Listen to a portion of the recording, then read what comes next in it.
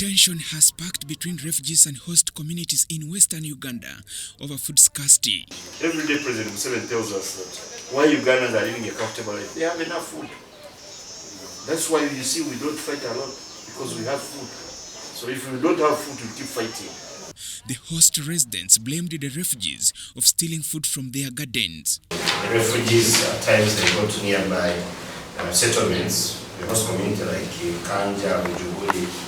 They reach a level of fighting and killing each other at times because we have never had such an incident. So people use bangers when they want food in the area. For refugees going to gardens of the nationals, host communities, and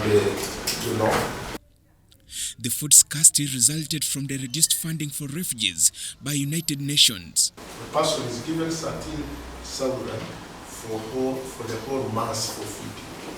You can imagine, 13,000, you cannot get even a plate of lunch in Ethiopia. But this is the money that a refugee gets for food for a whole month. The 13,000 is too little for 1 month. Unless there are other silent benefits, either provided by other partners, that this one is just top up. Otherwise, if it's just for living, to sustain a living. United Nations attributed the funding cuts for refugees to ongoing wars in the countries they support. Look at around this Africa, many crises. Even if you feel in Africa, many crises, South Sudan, Congo, everywhere. When think about the day when WFP and the UNICEF will have no money, how will the government will manage that? Chaka 2 Refugee Resettlement Commandant David Mugenyi provided insight into initial food relief supplies delivered by the United Nations. Around 12 kilograms of maize flour, then a quarter of monthly ration at 100%, which is around 4 kilograms. So what happened? Of beans, then also cooking. But donors decided that we should move from food in kind and give money to refugees instead of giving them food. This was discovered during the recent fact-finding mission by members of parliament on the Presidential Affairs Committee in the region. This 13,000, if you translate into the daily life condition of Uganda, the prices, you realize that 30,000 cannot feed one person for 1 month. It's a very small amount of money. And as such, we have realized there is a lot of nutritional challenges to the children and the population in the camps.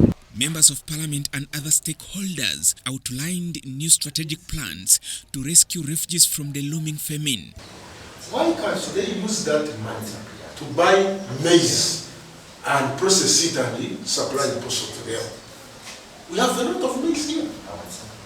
Let us get some piece of land.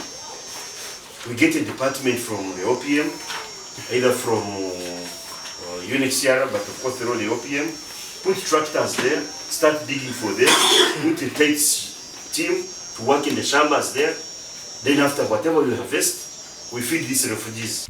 The significant influx of refugees has also strained the local government as both refugees and locals vie to access health services. National Medical Stores has a budget for drugs for Chigebo district local government. But when those drugs come, we have to share them with the refugees. Like the drugs that would take a month in the facility, in 2 weeks they will be finished. Overcrowding resulting from refugee influx has led to limited spaces and depletion of essential medical supplies at the health facilities. Our supplies become short of the ones which is supposed to be provided. So that is our biggest problem. Supply is not enough. Then that is the main thing. And then the other thing is the space of the facility for expansion. We have seen we have old structures. The matter was brought to the attention of the Presidential Affairs Committee in Parliament during their oversight visit in the region. The facility looks to be hosting very many people. I know you're undergoing through a lot of challenges, and we will in time interface more. Joseph Okow, UBC.